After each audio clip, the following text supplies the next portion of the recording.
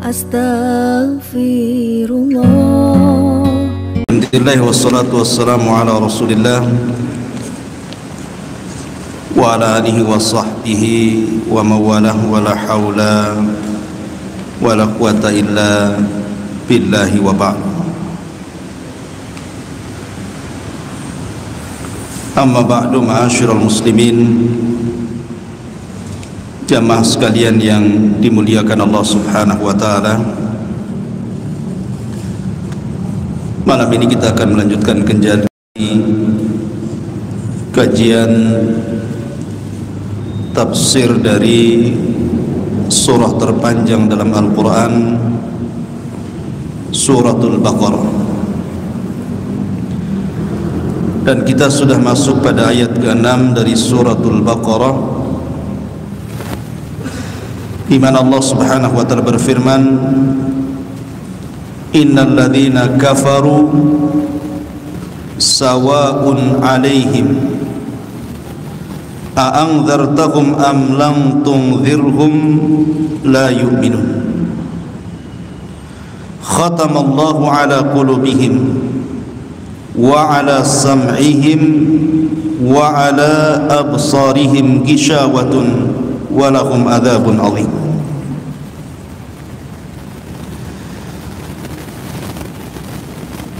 Ayat ke-6 dan juga ayat ke-7, Allah Subhanahu wa taala ingin menjelaskan tentang kelompok yang kedua. Maksudnya di sini, kelompok pertama Allah sudah jelaskan dari sifat-sifat orang yang beriman. Kemudian sekarang kita masuk pada sifat-sifat orang kafir. Sebelumnya Allah Subhanahu wa taala mengatakan ulaika ala hudan mir rabbihim. Mereka orang-orang yang beriman itu di atas petunjuk dari Rabb mereka. Wa ulaika humul muflihun, dan mereka orang-orang yang beriman, mereka orang-orang yang beruntung. Kemudian Allah Subhanahu wa taala menyebutkan sifat-sifat orang kafir terhadap hidayah. Ketika Allah Subhanahu wa taala menyebutkan ulaika ala hudan, mereka berada di atas petunjuk, artinya orang-orang kafir dalam ayat ini adalah orang-orang yang mereka berpaling dari petunjuk. Dan yang dimaksud petunjuk di sini adalah Al-Qur'an. Karena ayat ini berbicara terhadap orang-orang kafir Quraisy. Sebelum saya jelaskan ayat per ayat daripada atau kalimat per kalimat dalam ayat ke-6 sampai ke-7, di sini Allah mengatakan innal ladzina kafaru, sesungguhnya orang-orang kafir itu. Kafir itu secara bahasa artinya menutup. Karena mereka tertutup dari hidayah, makanya disebut kafir. Dan sebab-sebab kafir itu banyak. Ada yang disebut dengan kufrul istikbar, kafir karena dia sombong, seperti kekafiran Fir'aun laknatullah alaihi. Diutus kepada Fir'aun itu nabi yang sangat cerdas dari nabi-nabi Bani Israel, Musa alaihi salatu wassalam. Dan kedua mata Fir'aun melihat dan menyaksikan mukjizat dari mukjizat yang sangat banyak yang ditampakkan Musa alaihi salatu wassalam. Akan tetapi tetap saja Fir'aun tidak beriman. Bahkan dengan sombongnya dia mengatakan ana rabbukumul a'la, saya adalah Tuhan kalian yang maha tinggi. A ilahun ghairi, apakah ada Tuhan selainku, kata Fir'aun. Makanya Fir'aun ini ketika dia menolak hidayah itu dikarenakan kesombongannya, persis kepada apa yang terjadi kepada iblis. Iblis itu kufur kepada Allah Subhanahu wa taala salah satunya karena sombong. Makanya Allah mengatakan aba wastakbara wa kana minal kafirin. Iblis itu enggan sujud kepada Adam karena dia sombong, maka dia termasuk orang kafir. Bagaimana kufurnya iblis? Ketika Allah Subhanahu wa taala menciptakan Adam alaihi salatu wassalam, dan iblis tahu Adam itu punya keutamaan yang tidak dimiliki dirinya. Tahu iblis itu. Bagaimana tidak? Satu, Adam itu diciptakan langsung oleh Allah, dibentuk dengan kedua tangan Allah. Yang kedua, Allah tiupkan ruh langsung ke dalam jasad Adam, tidak melewati malaikat yang bertugas meniupkan ruh. Yang ketiga, seluruh malaikat diperintahkan sujud kepada Adam alaihi salatu wassalam, dan Allah ajarkan berbagai macam ilmu pengetahuan. Iblis tahu, bukan tidak tahu, bahwa Adam punya kemuliaan yang tidak dimiliki iblis. Tetapi karena sombongnya iblis inilah dan hasad yang kuat dari iblis inilah yang menjadikan iblis itu menentang perintah Allah. Ketika Allah Subhanahu wa taala berfirman, wa idz qala rabbuka lil malaikati isjudu li adam fasajadu illa iblis aba wastakbara wa kana minal kafirin. Ketika Rabb memerintahkan para malaikat untuk sujud kepada Adam, semua malaikat sujud kecuali iblis. Dia enggan, sombong, makanya dia termasuk dari makhluk-makhluk yang kafir. Dari segi mana iblis sombong? Iblis sombong di hadapan Allah dari segi jenis ciptaannya. Ketika Allah Subhanahu wa taala mengatakan ma mana'aka an tasjuda lima khalaqtu biyadai, apa yang mencegahmu wahai iblis untuk sujud kepada makhluk yang aku ciptakan sendiri? Adam tidak diciptakan dengan kun fayakun, tidak, tapi dengan proses. Tetapi iblis mengatakan ana khairun minhu khalaqtani min nari wa khalaqtahu min tin. Ya Rabb, aku lebih mulia. Di sini dari segi sombongnya, aku lebih mulia karena kau ciptakan Adam dari tanah dan kau ciptakan aku dari api. Maka ucapan iblis ini akan mengembalikan seluruh asal ciptaannya. Karena iblis dari api, maka akan kembali ke api, dan Adam dari tanah, maka akan dikembalikan ke tanah, maksudnya sorga. Karena tanah tempat tumbuhnya tumbuh-tumbuhan, dan sorga itu banyak tumbuh-tumbuhan. Tapi iblis dikembalikan kepada asal ciptaannya. Ketika dia diciptakan dari api, maka dia akan dilempar ke dalam api karena kesombongannya. Karena secara logika sebenarnya kias iblis ini kias batil. Bagaimana mungkin kemudian dia mengkias bahwa api lebih baik dibandingkan tanah? Kata siapa? Itu kan kata iblis. Kita katakan justru tanah jauh lebih baik dibandingkan api, karena dengan tanah inilah kita bisa membangun masjid, membangun rumah, adanya kehidupan, tumbuh-tumbuhan. Lalu api apa manfaatnya kecuali membakar? Api itu hanya merobohkan dan membakar saja. Jadi manfaat tanah jauh lebih hebat dibandingkan manfaat api itu sendiri. Jadi iblis ini sedang mengkias kebatilan. Tidak benar kias dia itu.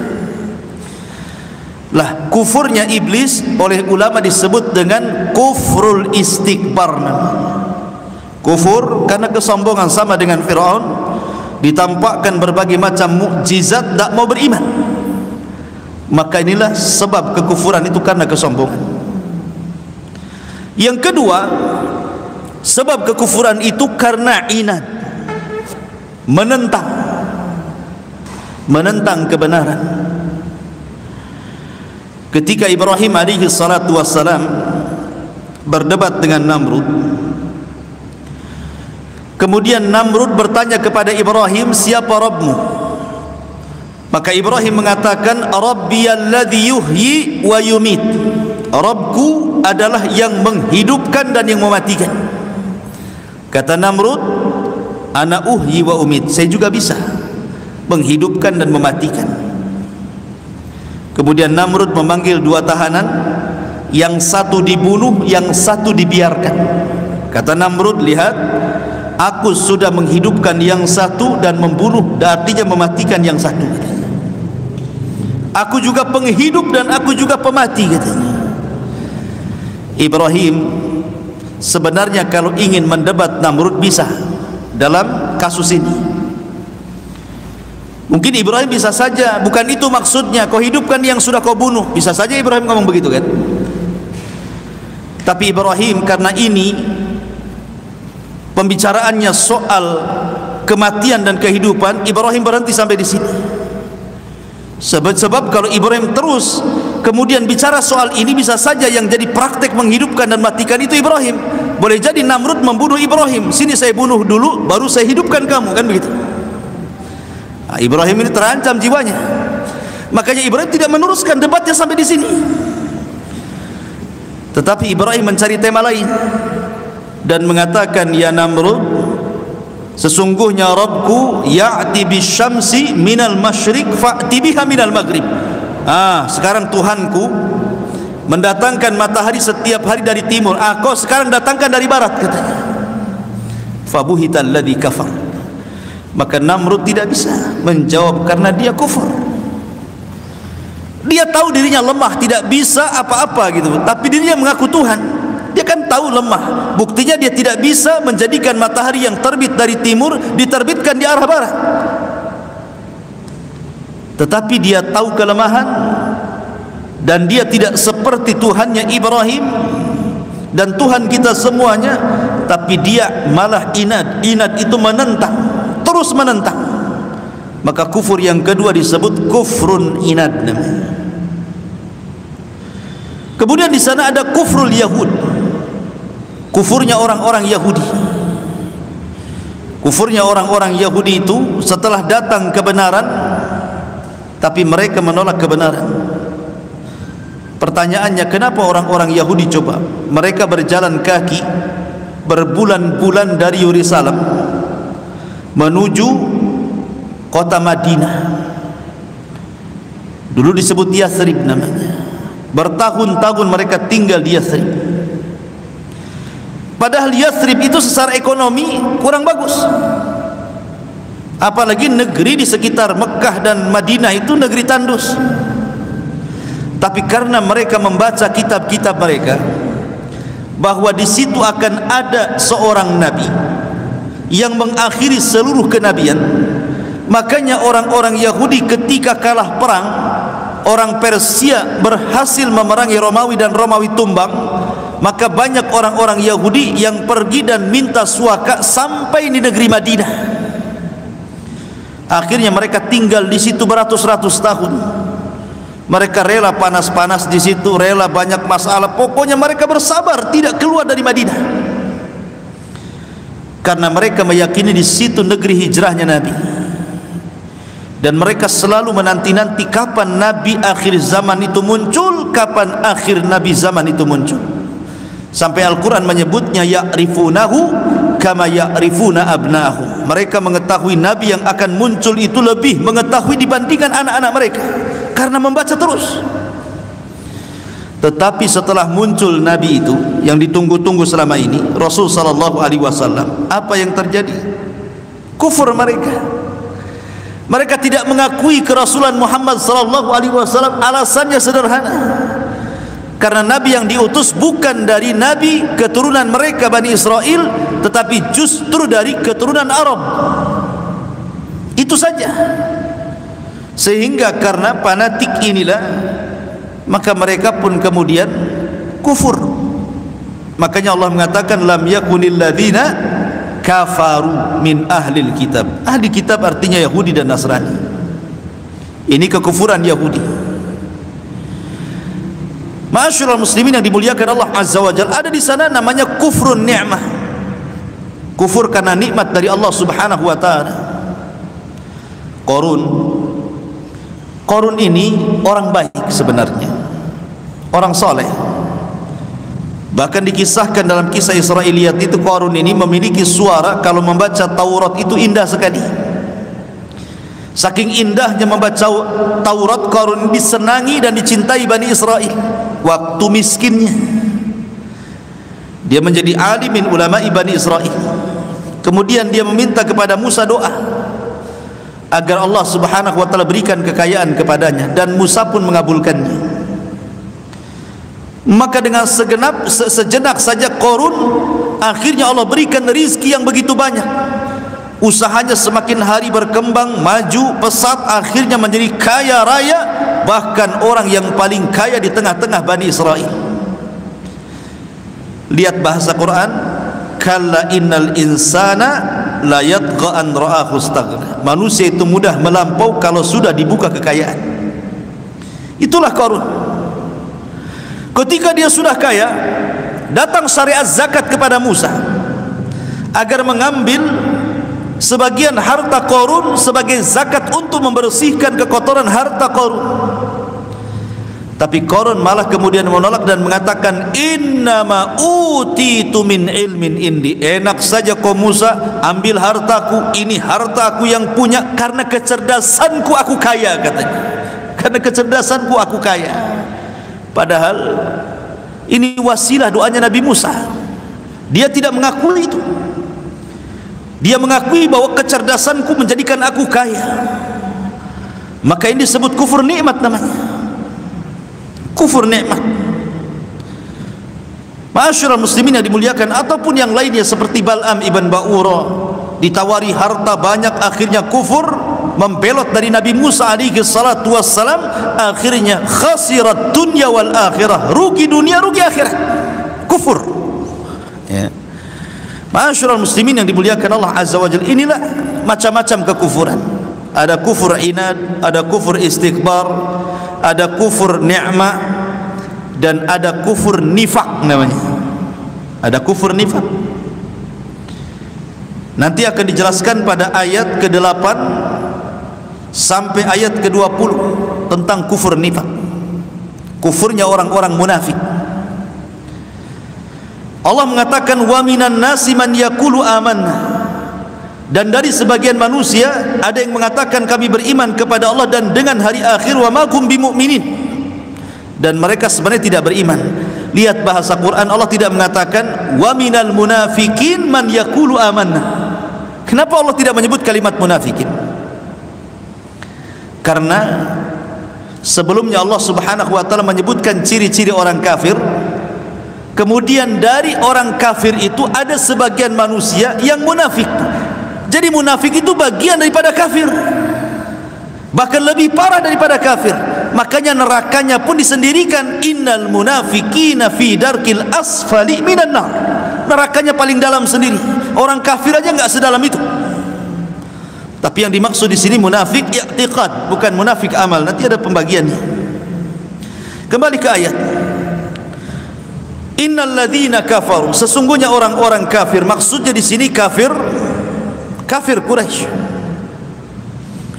Kafir Quraisy itu maksudnya isyarat kepada Abu Jahal, Abu Talib, kemudian kepada Umayyah, kepada Al-Walid, dan banyak tokoh-tokoh Quraisy. Innal ladzina kafaru, sesungguhnya orang-orang kafir, ala ilmillah, tentu di atas ilmu dari Allah. Ingat di sini harus ada takyid. Orang-orang kafir ala ilmillah, di atas ilmu Allah, bukan ilmu kita. Karena buktinya ada orang-orang kafir Quraisy itu belakangan masuk Islam. Seperti Umar bin Khattab kan dulunya kafir, kemudian masuk Islam. Ada Abu Sufyan dulunya kafir, masuk Islam juga. Berarti orang-orang kafir menurut ketentuan Allah. Tidak semua orang kafir. Innal ladzina kafaru, sesungguhnya orang-orang kafir, sawaun alaihim, sama saja. A'anzartahum, kau beri peringatan mereka, am lam tunzirhum, ataupun kau tidak beri peringatan kepada mereka, la yu'minun, mereka tidak beriman. Perhatikan di sini. Kenapa Allah Subhanahu wa taala menyebutkan dengan kalimat sawa, sama saja? Kau beri peringatan, kau tidak beri peringatan, enggak akan beriman mereka itu. Kenapa? Karena peringatan itu hanya berlaku kepada orang-orang yang beriman. Innama tunziru man ittaba'a dzikra wa khasyiyar rahman bil ghaibi. Sesungguhnya peringatan itu hanya untuk mereka yang mengambil manfaat dari Al-Quran. Dzikra itu artinya Al-Quran. Kalau tidak mengambil manfaat dari Al-Quran, maka selamanya tidak akan beriman. Makanya ada kaedah menurut para ulama, siapapun yang sudah dicela dalam Al-Quran, siapapun yang sudah dicela dalam Al-Quran, maka akan berujung dengan su'ul khatimah. Tetapi yang tidak dicela dalam Al-Quran, maka ada kesempatan untuk husnul khatimah. Lihat Abu Lahab. Ketika Abu Lahab dicela dalam Al-Quran, tabbat yada abi lahab wa tab, ayat ini turun di permulaan dakwah. Artinya Abu Lahab masih ada kesempatan untuk beriman. Kan ini kan turun di permulaan ayat, di permulaan dakwah Rasul. Dari turunnya ayat ini ke kematian Abu Lahab itu masih jauh, karena kematian Abu Lahab itu setelah Rasul hijrah, setelah perang Badar. Artinya ada kesempatan kalau Abu Lahab mau beriman tuh. Tapi kenapa Abu Lahab tidak beriman? Karena sudah dicela dalam Quran. Siapapun yang dicela dalam Al-Quran tidak akan beriman dan mati dalam kondisi kafir. Siapa lagi? Abu Jahal. Abu Jahal dicela dalam Al-Quran. Allah Subhanahu wa taala berfirman ketika Abu Lahab hendak menunjang Rasul saat sujud. Allah mengatakan dalam Al-Quranul Karim, surat yang pendek, ara'aita alladhi yanha 'abdan idza shalla ara'aita in kana 'alal huda aw amara bittaqwa. Ayat ini turun kepada siapa? Abu Jahal. Tidakkah kau lihat seorang hamba mau melarang-larang orang untuk solat? Bagaimana kalau orang yang solat itu di atas petunjuk? Ketika ayat ini mencela Abu Jahal, Abu Jahal ada kesempatan beriman, tapi tidak beriman dan mati dalam kondisi kafir dan mengenaskan di perang Badar karena dicela dalam Quran. Siapa lagi? Mughirah. Mughirah ini orang kaya, pembesar Quraisy yang paling kaya di Mekah itu Mughirah, Al-Walid ibn Mughirah namanya. Sampai Allah Subhanahu wa taala turunkan surat khusus kepada Al-Walid ibn Mughirah dalam surah Al-Mudaththir. Dalam surah Al-Mudaththir, bagaimana Allah Subhanahu wa taala menceritakan Mughirah itu. Dzarni wa man khalaqtu wahida, biarkan aku yang mengurus orang yang kuciptakan sendirian. Maksudnya Mughirah di sini. Sampai kepada Allah Subhanahu wa taala mengatakan dan dia akan dimasukkan ke dalam neraka. Mughirah selamanya tidak dapat hidayah dan mati kafir. Al-Walid ibn Mughirah. Tetapi lihat musuh Rasul yang tidak dicela dalam Quran, padahal permusuhannya kurang lebih dengan Abu Jahal, bahkan lebih hebat dibandingkan Abu Jahal dengan dananya, dengan jiwanya memusuhi Rasul. Tapi karena tidak dicela dalam Al-Quran, masuk Islam dia. Siapa? Abu Sufyan. Abu Sufyan ini yang menjadi penggerak terjadinya perang Uhud. Dia yang memimpin perang. Setelah kematian Abu Jahal, kematian Umayyah dan tokoh-tokoh Quraisy, dia yang menggantikannya dan mendapatkan kemenangan dalam perang Uhud dan kaum muslimin kalah. Bahkan Rasul hampir terbunuh dalam perang ini. Tapi karena tidak ada satu ayat, satu surat dalam Al-Quran mencela Abu Sufyan, Belakangan setelah Fathu Mekah apa yang terjadi? Abu Sufyan masuk Islam. Bahkan istrinya yang membedah perut Hamzah sampai dijadikan anting-anting, dijadikan kalung sama istrinya itu, dibelek itu, dimutilasi itu tubuhnya Hamzah itu. Hindun, istrinya Abu Sufyan, juga masuk Islam. Padahal sudah ganas kayak gitu wanita itu, tapi karena Quran tidak mencelanya, makanya Allah Subhanahu wa taala berikan kesempatan dia masuk ke dalam Islam. Abu Sufyan, Hindun, Ikrimah bin Abi Jahal, padahal dia anaknya Abu Jahal kan itu, masuk juga Islam. Makanya di sini innal ladzina kafaru, sesungguhnya orang-orang kafir seperti Abu Jahal dan juga Abu Lahab dan yang lainnya, sama saja wahai Muhammad, kau beri peringatan mereka ataupun tidak, enggak akan beriman mereka itu. Karena ketika orang kafir mereka istiqamah di atas kekafirannya dan tidak ada keinginan masuk Islam, maka selamanya tidak akan mendapatkan petunjuk itu. Tetapi orang-orang yang memiliki keinginan untuk mencari kebenaran, walaupun tadinya kafir, pasti dapat petunjuk. Man yuridillahu khairan yufaqihu fiddin. Kalau dia punya kehendak ingin dapat kebaikan, Allah cerdaskan dia dalam agamanya, Allah berikan petunjuk dia. Lihat bagaimana cerita siapa? Tufail Ad-Dawsi. Ketika dia datang ke Mekah untuk haji, dia dinasehati ini, Tufail ibn Amr Ad-Dawsi ini, oleh pembesar Quraisy. Nanti karena Tufail ini kan pembesar Daus, Daus itu kan di Yaman, kabilah besar. Tufail ibn Amr ini ketuanya, pemimpinnya Daus. Ketika sampai di Mekah, berjumpalah dengan Abu Jahal CS dan mengatakan, "Hei Tufail, sebaiknya sebelum kau umroh, kau tutupi itu kedua kupingmu dengan kapas-kapas bulat itu. Nanti kalau kamu masuk ke Mekah, ada orang yang ngomongnya ngaco, nanti kamu akan terpengaruh dengan ucapannya. Namanya si Muhammad." Orang baru dipengaruhi oleh orang tempatan yang memiliki kedudukan, tentu Tufail ini ketakutan lah kan begitu. Sama dengan kita tidak pernah ke Batam, atau ke Batam kemudian diceritain yang aneh-aneh, kan takut juga kita jadinya kan.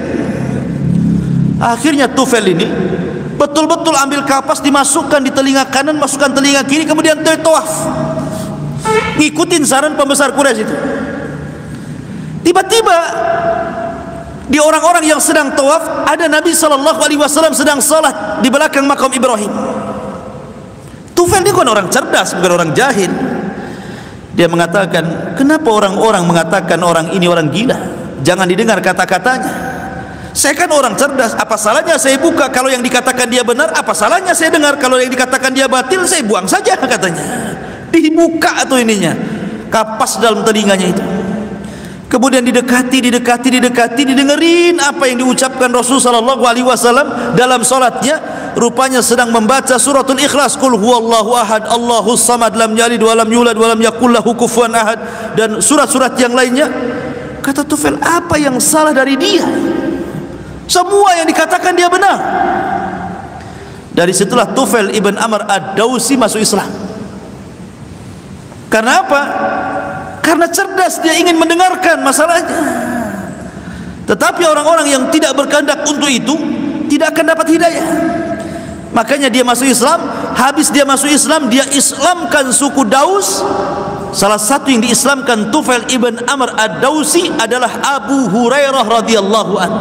Masuk Islam di tangan Tufail ibn Amr Ad-Dawsi, dan akhirnya menjadi tokoh muhaddisin terkemuka. Siapa yang tidak kenal Abu Hurairah? Islamnya di tangan Tufail ibn Amr Ad-Dawsi radhiyallahu anhu. Ma'asyiral muslimin yang dimuliakan Allah Azza wa Jalla. Jadi di sini khitabnya ayat ini adalah kepada orang-orang kafir Quraisy Mekah yang mereka israr terus-menerus di atas kekafiran mereka. Ayat ini ada isyarat ikhwatu fiddin. Ayat ini kan berbicara tentang masalah Mekah, berbicara tentang tokoh-tokoh Mekah, berbicara tentang orang-orang kafir Mekah. Kenapa orang-orang kafir Mekah sampai difirmankan dalam Al-Quran asyaddu kufran wa nifaqa? Mereka itu kalau sudah kafir, kafir sekali. Kalau sudah munafik, munafik sekali. Di zaman itu maksudnya. Sehingga permusuhan kepada Nabi SAW itu luar biasa. Luar biasa mereka memusuhi Nabi dan para sahabat itu. Sampai-sampai Nabi itu kewalahan mendakwai mereka. Makanya Allah mengatakan kau beri peringatan ataupun tidak sama saja. Allah Subhanahu wa taala ingin mentarbiah kepada orang-orang yang hidup di masa awal-awal Islam. Bagaimana kesabaran, bagaimana ujian, bagaimana musibah, bagaimana tantangan dakwah, bagaimana hidup di tengah-tengah tekanan dan juga ancaman, sehingga mereka terlahir menjadi sahabat-sahabat pilihan yang akhirnya sahabat-sahabat inilah yang kemudian mengembangkan Islam di mana-mana seantero dunia. Kalau bukan karena mereka, Islam tidak sampai di Muhajirin. Mereka menghadapi umat yang seperti itu masalahnya. Menghadapi umat yang kau beri peringatan ataupun tidak sama saja gitu kan. Tapi mereka sampai bertahanlah 13 tahun, akhirnya sampai disyaratkan hijrah dari Mekah ke Madinah. Ma'asyiral muslimin yang dimuliakan Allah Azza wa Jalla. Kemudian Allah mengatakan khatamallahu ala qulubihim. Kenapa Allah Subhanahu wa taala mengatakan sama saja kau beri peringatan atau tidak, mereka tidak akan beriman? Karena Allah sudah menutup hati mereka. Wa ala sam'ihim, pendengaran mereka, wa ala absarihim, penglihatan mereka, ghishawah, ada penutup. Walahum adzabun adzim, dan bagi mereka azab yang pedih. Perhatikan tartib ayat. Pertama Allah Subhanahu wa taala bicara hati. Yang kedua bicara pendengaran. Yang ketiga bicara penglihatan. Pertama bicara hati. Khatamallahu ala qulubihim. Allah sudah tutup hati mereka. Siapapun manusia, kalau Allah sudah tutup hatinya untuk tidak dapat hidayah, maka dia akan sesat sampai kiamat. Tapi siapapun hatinya yang diberikan hidayah oleh Allah, maka tidak ada yang menyesatkan dia sampai kiamat. Karena hati yang menentukan hidayah dan sesatnya seseorang. Makanya kenapa Nabi SAW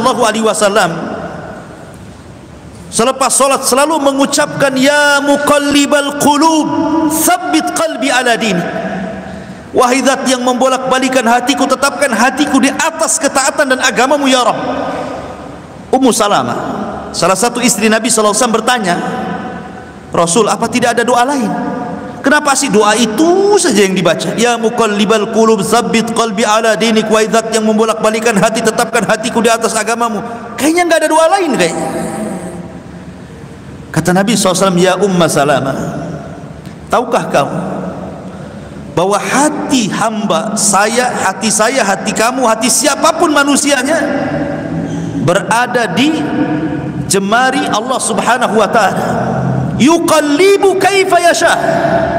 Allah bisa saja membolak-balikan kapan dia berkehendak. Lihat, Rasul mengatakan, bukankah hati saya dan kamu dan semua manusia berada di genggaman Allah? Allah bisa saja memutarkan dalam sesaat, orang dapat hidayah atau mungkin orang dapat kesesatan. Makanya saya takut kalau seandainya hatiku akan berpaling dari Allah. Itu Nabi yang ngomong begitu. Yang tidak mungkin Nabi sesat. Cemana Nabi akan sesat? Tapi Nabi saja yang tidak mungkin sesat, dia takut kalau hatinya dibolak-balikan Allah Subhanahu wa taala. Karena siapapun yang sudah ditutup hatinya, sama saja kau beri peringatan atau tidak, tidak akan beriman masalahnya. Karena hatinya sudah keras. Makanya Imam Abdul Qayyim mengatakan, hati itu seperti raja yang menggerakkan seluruh anggota badan.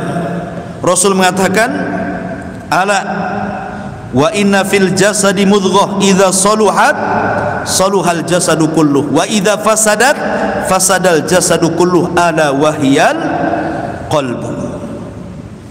Ingatlah, dalam badan antum itu ada segumpal daging. Kalau dia baik, baik semua. Kalau dia jahat, jahat semua. Segumpal daging itu artinya hati kalian. Ini yang pertama.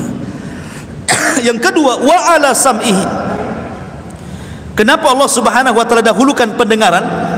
dibandingkan penglihatan. Karena yang paling bisa mempengaruhi hati, yang paling bisa mempengaruhi hati, pendengaran apa penglihatan? Pendengaran. Yang lebih mempengaruhi hati orang itu pendengaran, bukan penglihatan. Contoh nih, antum mendengarkan kabar, antum diburuk-burukan orang. Antum diburuk-burukan orang, oh kata ana dengar antum tuh begini, sakit hati enggak antum? Cepet ya hatinya. Tapi kalau antum lihat ada orang kumpul-kumpul dan kita enggak dengar ucapannya, kita masih ada ihtimal, ada kemungkinan, oh mungkin membicarakan orang, mungkin membicarakan kita kan gitu. Tapi kalau sudah pendengaran itu masuk ke hati. Berapa banyak orang-orang lantaran mendengar dapat hidayah, berapa banyak orang-orang yang mendengar jadi sesat. Dan itu lihat orang-orang barat itu hanya dengar Quran, tahu-tahu masuk Islam, padahal tidak paham isinya itu. Hanya dengar saja ya, bisa masuk Islam dia. Atau dengar azan aja karena enak, yang azan kan enak kali, akhirnya masuk Islam. Berapa banyak orang yang mendengarkan azan, mendengarkan Quran bisa masuk Islam? Ya, karena pendengaran itu lebih mempengaruhi hati dibandingkan penglihatan. Qatadah Ibn Di'amah, seorang ulama dunia. Siapa yang tidak kenal Imam Qatadah Ibn Di'amah? Kalau antum baca kitab tafsir selalu ada kata-kata dia, qala Qatadah, qala Qatadah. Qatadah itu orangnya buta, kemudian tangannya nggak bisa digerakkan, kakinya pincang, kemudian hidungnya blesek ke dalam, pesek. Sudah buta, blesek ke dalam, hitam, nggak bisa jalan, tangannya nggak bisa digerakkan, kalau makan disuapi.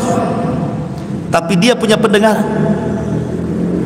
Ketika dia dimerdekakan tuannya, menangis dia, datang ke ibunya, karena tuannya merasa buat apa saya harus menjadikan dia budak, kasih makan tapi tidak bisa bekerja, kan begitu. Akhirnya dia nangis dan mengatakan, ibunya mengatakan, ya Qatadah, kalau engkau ingin dimuliakan, masuklah ke masjid itu, jangan pernah keluar, serap ilmunya orang-orang yang ada di masjid itu. Ini nasihat ibunya nih. Dia masuk ke dalam masjid 40 tahun dia enggak pernah keluar dari masjid itu, kecuali hanya untuk makan. Ya, makan di sekitar masjid sudah disediakan orang. Ketika semua ulama di masjid itu meninggal dunia, maka ilmunya sudah diresap semua lewat pendengaran Qatadah Ibn Di'amah. Akhirnya satu dunia tumplak di masjid itu mencari ilmu dari Qatadah. Dari apa? Dari pendengaran. Dari pendengaran. Orang sesat juga dari pendengaran kan. Nengok YouTube, yang ditengok bukan gambarnya, dia ngomong apa, dan itu ya didengerin, tahu-tahu jadi khawarij, ngebom orang tahu-tahu, kan gitu ya.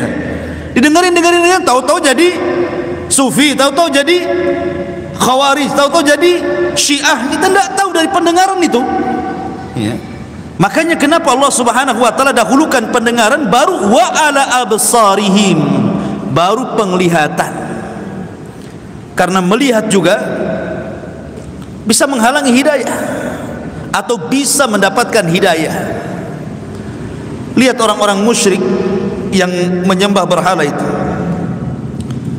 di zaman Ibrahim. Ibrahim sudah menjelaskan kepada ayahnya kan, ya abati, kenapa wahai abahku, wahai bapakku, ta'budu ma la yasma wala yubsir wala yughni anka syai'ah. Kenapa kau sembah Tuhan yang enggak bisa dengar, yang enggak bisa melihat, yang enggak bisa memberikan hajat dan kebutuhanmu? Tuhan itu mereka buat sendiri, mereka lihat. Kemudian mereka pajang, mereka lihat. Kemudian mereka tidak bisa memberikan apapun, mereka lihat. Tetapi mereka pula sujud ke situ. Kan enggak ada akalnya namanya. Ya. Mereka lihat sendiri itu bagaimana Ibrahim ketika menghancurkan patung. Mereka lihat Ibrahim meletakkan di palunya di patung yang paling besar. Kata Ibrahim, bal fa'alahu hadza kabiruhum, yang melakukan patung yang besar itu bukan aku, katanya. Mereka lihat, tapi mereka tetap saja menyembahnya. Itulah pandangan kalau sudah tertutup. A'angdartahum am lang tunzirhum la yu'minun. Sama saja kau beri peringatan, tidak, sama saja. Tetapi di sini yang paling bahaya kalau hati sudah tertutup, kemudian telinga sudah tertutup, kemudian pandangan sudah tertutup, summun bukmun umyun. Nah, ini sudah bahaya ini. Kalau sudah buta, sudah tak dengar gitu ya, kemudian mereka tidak akan dapat petunjuk sama sekali. Lah itulah sifat-sifat orang kafir. Makanya Allah akhiri ayatnya, walahum adzabun azim, dan bagi mereka azab yang sangat pedih. Bagi orang-orang kafir azab yang sangat pedih. Kemudian Allah Subhanahu wa taala mengatakan, wa minan nas, dan dari sebagian manusia. Alhamdulillah, Allah tidak menyebut semua manusia, tapi Allah mengatakan min di sini tab'id, menunjukkan sebagian. Dan dari sebagian manusia artinya bukan semua manusia, adalah sebagian manusia itu. Man yaqulu, yang mengatakan amanna billah, kami beriman kepada Allah, wa bil yaumil akhir, dan dengan hari akhir, wa ma hum bimu'minin, sementara mereka tidak beriman hakikatnya. Dari sini permulaan Allah menjelaskan sinfut thalis, kelompok yang ketiga, yang disebut dengan al-munafiqun. Karena di dunia ini cuma ada 3 kelompok di dunia ini, 1 mukmin, 2 kafir, 3 munafik. Makanya di akhirat ketika orang dilempar catatannya, ada yang menerima dengan tangan kanannya, mereka orang yang beriman, ada yang menerima dengan tangan kirinya, mereka orang kafir, ada yang mengambil dengan tangan kiri di balik punggungnya, mereka lah orang munafik. Karena manusia hanya terbagi 3 saja, mukmin, kafir, munafik. Di sini Allah hanya menyebutkan sifat-sifat orang kafir 2 ayat saja. Sifat-sifat orang yang beriman 4 ayat. Ketika menjelaskan sifat orang munafik 14 ayat. Coba, banyak kali. Kenapa? Karena orang-orang munafik ini samar, harus dijelaskan. Dia tidak mukmin, dia tidak kafir masalahnya. La ilaha ula wa la ilaha ula, tidak ke mereka, tidak juga ke mereka. Maksudnya tidak kepada orang beriman, tidak juga kepada orang kafir. Wa idza laqul ladzina amanu qalu amanna wa idza khalu ila syayatinihim qalu innama nahnu mustahzi'un, katanya.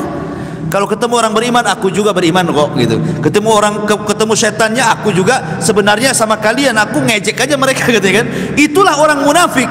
Makanya orang munafik itu dijelaskan sejelas-jelasnya biar jelas siapa munafik itu. Sebelum saya cerita tentang ayat-ayat munafik ini, saya ingin menjelaskan sejarah munafik dulu. Kapan timbulnya munafik? Kenapa sampai ada istilah munafik? Siapa tokoh munafik? Dan bagaimana munafik bisa berkembang dan bisa membahayakan Islam? Pertama, munafik diambil dari kata-kata nifak. Munafik itu diambil dari kata-kata nifak, dan nifak itu diambil dari kalimat nafak. Nafak itu artinya jalan, terowongan, bahasa kitanya terowongan itu disebut nafak. Kalau antum ke Nagoya, kan ada jembatan tuh, kan ada terowongan pendek di situ, dalam bahasa disebut nafak namanya. Kenapa terowongan itu disebut nafak? Karena masuk dari sini, keluar dari sana.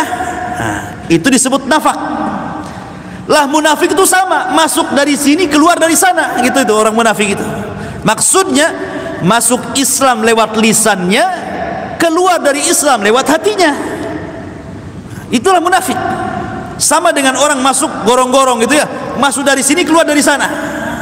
Lah orang munafik itu masuk Islam lewat lisannya, tetapi keluar dari Islam lewat hatinya. Lalu apa gunanya dia masuk Islam kalau habis masuk kemudian keluar? Itulah munafik. Ma'asyiral muslimin, dan munafik ini ujian bagi orang-orang Islam yang sudah kuat. Karena biasanya kalau Islam lemah tidak ada munafik. Kalau Islam kuat tidak ada munafik. Kalau Islam lemah tidak ada munafik. Lihat periode Mekah, Islam lemah, tidak ada munafik di Mekah itu. Yang ada mukmin kafir saja. Yang ada Rasul Abu Jahal, kan itu ya, mukmin kafir. Karena munculnya munafik itu ketika periode Madinah, baru ada istilah munafik. Setelah perang Badar, ketika Islam menguat, mulai muncul munafik. Jadi munafik ini muncul untuk membersihkan orang-orang yang beriman, mana yang benar keimanannya, mana yang ada niat karena dunia keimanannya, betul-betul dibersihkan untuk membersihkan orang-orang yang beriman. Dan munafik ini tantangan Islam paling berat. Kalau kita menghadapi musuh dari luar sudah jelas, tapi kalau musuhnya dari dalam, ini yang enggak jelas, ini yang berat. Itulah kenapa orang-orang munafik itu al-jaza'u min jinsil amal, balasan itu disesuaikan dengan amalannya. Karena amalnya sangat bahaya, maka balasannya pun sangat bahaya. Fi darkil asfali minan nar, diintip neraka yang paling dalam. Dan tokoh munafik itu dimulai daripada seseorang yang bernama Abdullah ibnu Ubay ibnu Salul al-Khajrazi. Inilah tokoh munafik pertama, Abdullah ibnu Ubay ibni Salulin al-Khajrazi, dari kabilah Khajraz. Ma'asyiral muslimin yang dimuliakan Allah Azza wa Jalla, sebelum Rasul sallallahu alaihi wasallam hijrah dari Mekah ke Madinah, Madinah itu ada dua agama yang paling besar ya. Pertama Yahudi mayoritas, kemudian juga orang-orang musyrik juga mayoritas, tetapi yang sedikit Nasrani minoritas. Tapi yang besar itu Yahudi, kemudian orang-orang musyrik. Bahkan Yahudi itu terdiri dari 3 kabilah: kabilah Bani Qunaiqa, kabilah Bani Nadir, dan kabilah Bani kabilah Bani Qunaiqa, kemudian kabilah Bani Nadir, kemudian kabilah Bani Quraidah. 3 kabilah ini disebut kabilah Yahudi. Kemudian orang musyrik ada 2 kabilah. Satu Khazraj. Di Khazraj inilah ada namanya Abdullah ibn Ubay ibn Salul al-Khazraji. Yang kedua Aus. Khazraj dan Aus ini selalu diadu domba orang Yahudi. Karena orang Yahudi itu, mereka orang-orang pemilik harta, orang-orang kaya. Orang Yahudi itu di Madinah itu, karena perekonomian Yahudi, perekonomian kota Madinah itu dikuasai Yahudi. Pasar terbesar, mungkin bahasa kitanya pasar induknya Madinah itu miliknya Bani Qunaiqah. Jadi semua ekonomi Madinah kala itu dipegang orang Yahudi. Apalagi Allah berikan kecerdasan orang Yahudi itu, karena mereka punya harta, makanya mereka sengaja mengompor-ngompori 2 kabilah musyrik Khazraj, perang-perangan itu. Kayak sekarang lah Amerika gitu ya, orang suruh perang biar nanti yang dapat manfaat kan siapa yang jual senjata kan, itu suruh perang nanti kan beli senjata kan gitu ya. Jadi orang Yahudi itu ngompor-ngompori orang-orang Khazraj dan Aus suruh perang, yang jadi untuk mengambil manfaat bagi orang-orang Yahudi di Madinah. Lah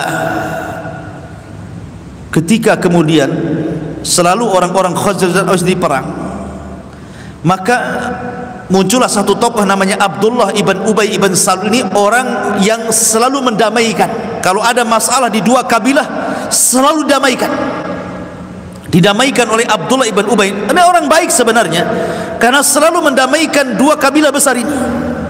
Jangan perang, jangan perang. Tetapi ketika Nabi SAW hijrah dari Mekah ke Madinah dan menghapuskan segala unsur-unsur jahiliyah, kemudian menerapkan kesetaraan, bahwa semua manusia sama dalam Islam itu. Mau anda pejabat, mau anda rakyat, mau anda orang kaya, mau anda orang miskin, mau anda berkulit hitam, mau anda berkulit putih, dalam Islam sama semuanya. Karena yang membedakan itu hanya takwa saja. Inilah yang tidak dikehendaki orang Yahudi, dan yang tidak dimaui oleh Abdullah ibn Ubay yang selama ini ditokohkan. Kalau sama, apa bedanya dia dengan orang lain kan gitu.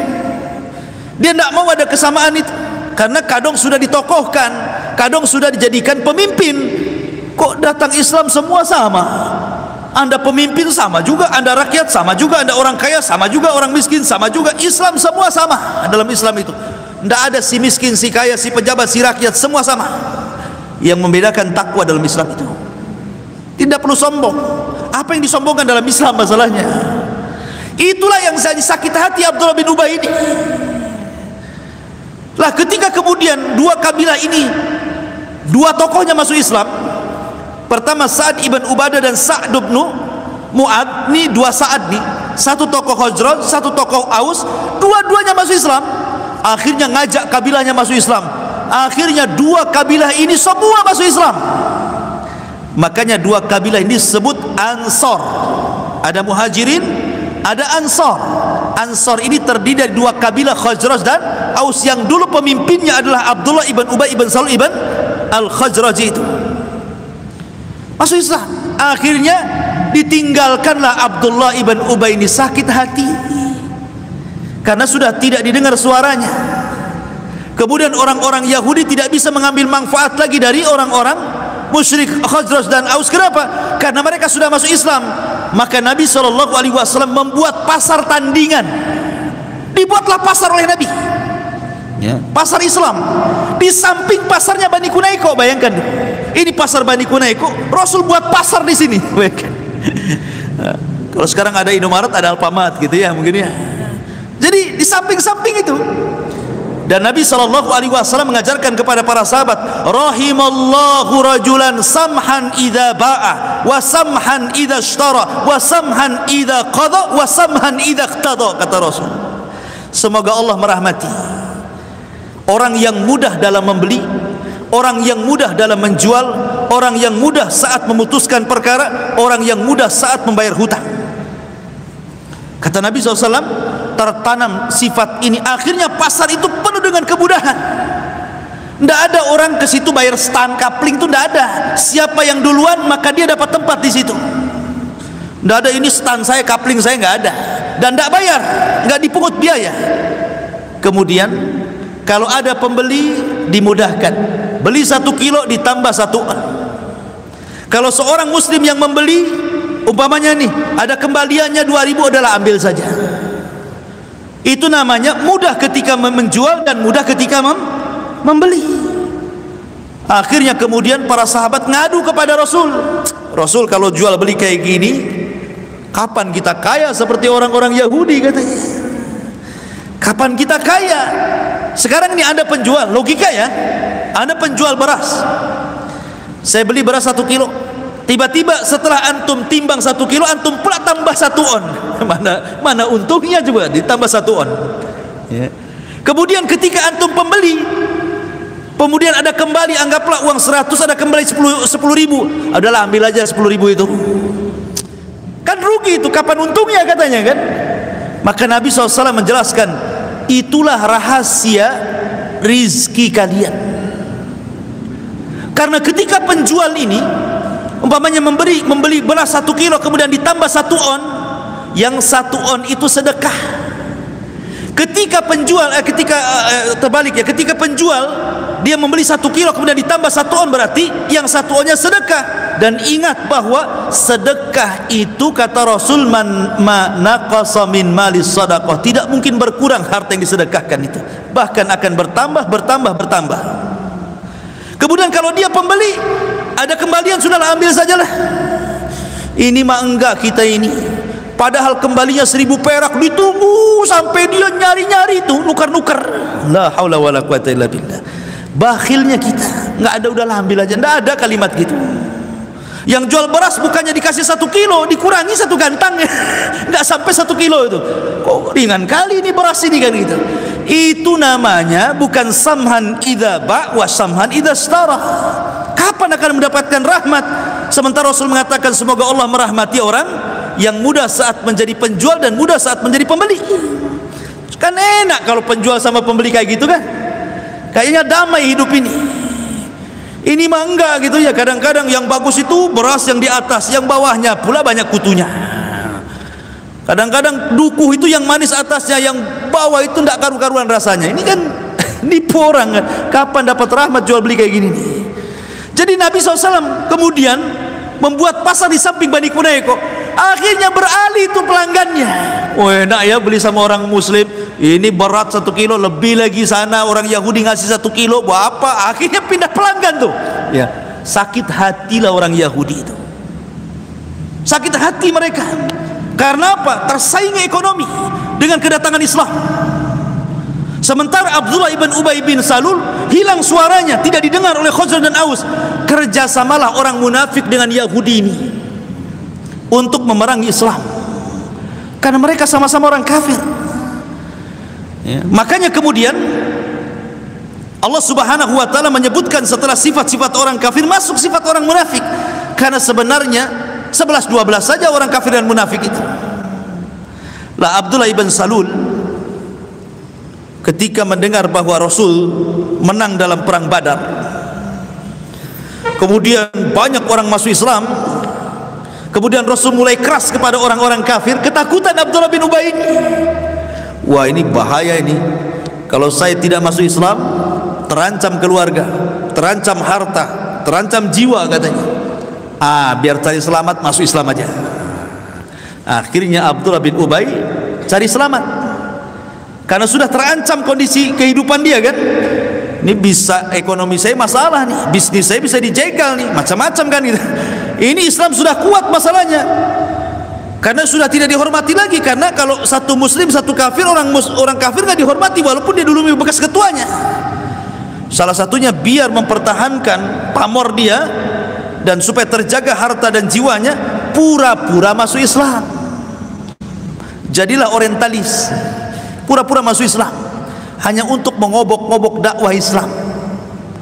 Makanya dalam setiap peperangan mesti Abdullah bin Ubay ini ngompori orang itu tidak ikut perang. Bayangkan ketika perang Tabuk, banyak para orang-orang munafik tidak ikut perang, banyak ngasih uzur. Pokoknya datang kepada Nabi, saya nggak bisa perang, Rasul begini. Akhirnya banyak orang yang tidak ikut perang, orang-orang munafik itu. Yang hanya ikut dari orang munafik 80 orang. Dari 80 orang inilah maka Nabi SAW diberikan wahyu oleh Allah untuk berhati-hati. Maka Jibril datang memberitahu nama-namanya. Kalau bukan karena Allah memberitahu nama-nama orang munafik, Rasul tidak tahu mana munafik mana sahabat, karena membaur masalahnya. Sholat di belakang Rasul, jihad bersama Rasul, zikir bersama Rasul. Apa yang dibedakan sahabat dengan munafik? Susah dibedakan. Bahkan mereka itu tujibuka ajsamuhum wa iyaqulu tasma' ka'annahum khusyubun musannada. Wow, gaya mereka ini penampilannya luar biasa. Kalau ngomong wah paling hebat gitu ya. Jadi Rasul akan susah membedakan mana sahabat mana munafik. Makanya karena Rasul tidak tahu mana munafik mana sahabat, Allah turunkan nama-nama itu lewat Jibril, disuruh dicatat oleh Rasul. Maka Rasul memanggil Hudzaifah, ya Hudzaifah sini, kau catat 80 orang yang terlibat dalam perang Tabuk ini. Si anu, mereka munafik, awasi mereka. Ini kepalanya si Abdullah bin Ubay ini, awasi dia. Maka tersebarlah di kalangan para sahabat bahwa Rasul sudah mengetahui orang-orang yang disebut para pengkhianat dari orang-orang munafik, dan catatannya ada di tangan Hudzaifah. Dan Rasul melarang Hudzaifah memberitahu siapapun, dan ini salah satu politik Rasul. Kalau gitu kan ketahuan kan, kalau seandainya ketahuan nama-namanya, saya kan bukan munafik. Tapi ketika tidak ketahuan kan semua jadi takut semuanya kan. Oh jangan-jangan saya ada di situ, jangan-jangan nama saya tercantum di situ kan gitu. Sampai Umar bin Khattab saking takutnya dia datang kepada Hudzaifah. Sini Hudzaifah, asammani Nabi sallallahu alaihi wasallam ani munafik. Apakah pernah Rasul menyebut-nyebut saya munafik? Ada nggak di catatanmu, kata Umar. Dibayangkan sampai ketakutan Umar itu. Kalau Umar saja ketakutan, gimana yang lainnya? Maka kata Hudzaifah, tidak mungkin aku kabarkan kepadamu ya Umar, karena Rasul sudah mengamanahi, tidak ada yang boleh tahu. Kata Umar memelas kepada Hudzaifah, tolonglah bahasa kitanya ya. Akhirnya kata Hudzaifah, janji kau tidak akan memberitahu siapapun, dan tidak ada yang diberitahu siapapun setelah dirimu. Baru Hudzaifah mengatakan, tidak, Rasul tidak menyebut-nyebut nama. Walah, senang dia Umar, langsung lega dia ya. Tapi yang lainnya tidak pernah diberitahu. Tapi ketika bocor nama Abdullah ibn Ubay ibn Salul, banyak para sahabat datang kepada Rasul. Rasul, termasuk Khalid bin Walid, termasuk Umar bin Khattab. Dia mengatakan, ya Rasulullah, da'ni adrib unuqa Rasul, izinkan aku kupenggal tu leher si Abdullah itu. Kurang ngajar rupanya dia selama ini. Banyak sahabat datang kepada Rasul bawa pedang, kata Rasul eksekusi, ya udah habis tuh. Tapi ketika saat banyak para sahabat datang kepada Rasul, datang pula anaknya tokoh munafik ini, namanya Abdullah juga, Abdullah ibn Abdullah ibn Ubay ibn Salul al-Khazraji. Bapaknya Abdullah, anaknya juga Abdullah. Maka nggak apa-apa kalau punya anak sama dengan orang tuanya, tapi kan binnya beda. Kecuali kalau nama ayah dan kakinya sama pula, mungkin bin di atasnya beda kan gitu. Tetapi Abdullah ibn Abdullah, walaupun bapaknya munafik, tapi dia sahabat yang mulia. Ya kan? Terkadang kalau mangga jatuh itu tidak mesti harus di bawah pohonnya, mungkin ke bawah hanyut air gitu kan. Jauh, tidak sama. Anaknya pejuang Islam, bapaknya tokoh munafik.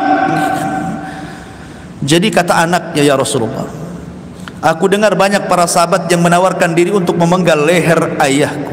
Jangan kau izinkan mereka. Kalau harus kau menyuruh untuk membunuh bapakku, biar aku yang membunuhnya, aku yang akan penggal lehernya. Sebab kalau orang lain sampai membunuhnya, demi Allah wahai Rasul, kau tahu sendiri, tidak ada anak yang paling berbakti kepada orang tua kecuali aku. Sempat orang lain membunuh bapakku, bisa saja ku sabet dia dengan tanganku. Maka jangan kau berikan apapun untuk membunuh ayahku, serahkan itu kepadaku, kata anaknya, ya kan. Tetapi Rasul mengatakan, aku tidak akan memfatwakan membunuh bapak, karena la'allan nas yaqulu anna Muhammadan yaqtulu ashaba, nanti orang mengira Muhammad membunuh salah satu sahabatnya. Apalagi orang-orang Yahudi bisa saja jadi kompor kan gitu. Jangan masuk Islam, nanti kau dibunuh sama Muhammad. Lihat tuh salah satu sahabat jadi dibunuh dia, apa salah dia kan gitu ya. Jadi kata Rasul, jangan, ini akan jadi fitnah. Makanya cukup diawasi saja sampai akhirnya Abdullah meninggal dunia. Meninggal dunia, dan anaknya meminta kepada Rasul agar gamis yang dipakai Rasul dijadikan kain kafannya. Maka Rasul memberikannya. Tapi ada ulama yang mengatakan bahwa Rasul SAW memberikan gamisnya kepada Abdullah itu karena gamis itu adalah pemberian dia sendiri, maka dikembalikan lagi. Kemudian Rasul hendak menyalati Umar, narik-narik dari belakang, jangan, dia kan musuh kamu, ngapain disalati, kata Umar itu. Kata Rasul, biarkan aku. Sampai akhirnya Allah turunkan surah At-Taubah membenarkan Umar, la tusalli ala ahadin minhum mata abada. Tidak boleh wahai Muhammad kau solat di atas kuburan orang munafik sampai kiamat, tidak boleh. Membenarkan ucapan Umar. Maka Rasul turun dan tidak jadi mendoakan dan menyolatkan Abdullah ibn Ubay ibn Salul karena dia kafir, ya. Tidak boleh solat kepada orang kafir. Ini diantara sejarah munafik, dan insya Allah kita masuk nanti pada sifat-sifatnya ayat yang ke-8 dan seterusnya. Wallahu alam. Sebelum saya tutup, silakan kalau ada yang mau bertanya.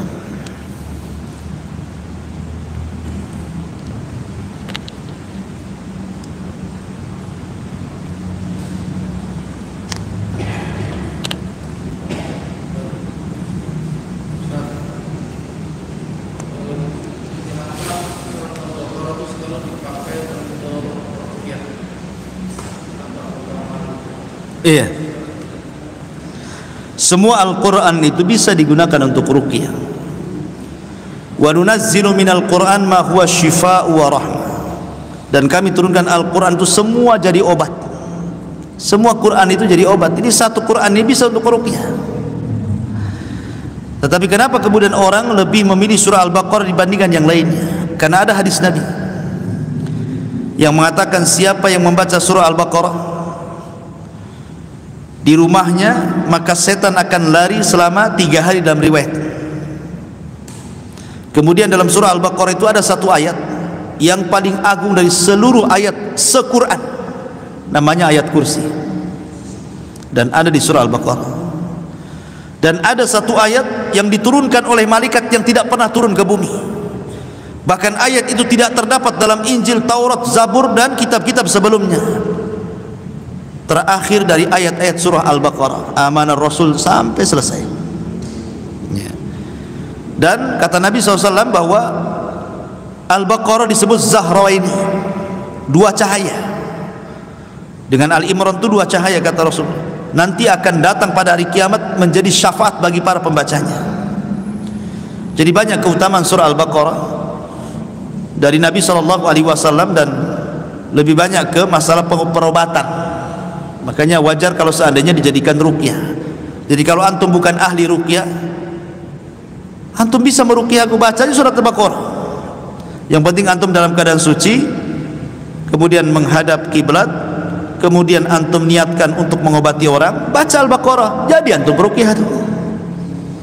Ya, tidak perlu aneh-aneh orang ruqyah itu. Karena antum bukan nangkap jin kayak apa itu dulu itu, pasukan penangkap jin dimasukkan ke botol. Emang dia tahu jin kayak apa dimasukkan ke botol? Emang botolnya itu muat? Botol kecil jinnya gede kan itu. Jin satu aja nggak muat, apalagi botolnya bolong. Keluarlah dari bolongnya itu. Jadi kadang-kadang orang-orang seperti ini acting saja, tidak ada ceritanya orang bisa melihat jin, apalagi nangkap jin itu nggak ada ceritanya. Kalau dia bisa melihat jin, di matanya ada jin. Kalau dia bisa melihat jin, berarti di matanya ada jin, berarti dia harus diruqyah. Bacalah surah Al-Baqarah. Baik antum ruqyah mandiri atau diruqyah orang, baca Al-Baqarah. Ya, umpamanya kita mau meruqyah mandiri nih, antum berwudu ngadap kiblat, jangan ada gambar-gambar bernyawa di rumah, antum niatkan bacaan itu kesembuhan penyakit antum, baca Al-Baqarah. Nah, itu sudah jadi ruqyah itu. Wallahu a'lam. Tapi saya kira cukup. Subhanakallahumma bihamdika asyhadu an la ilaha illa anta astaghfiruka wa atubu ilaik. Allahu ta'ala. Assalamualaikum warahmatullahi wabarakatuh.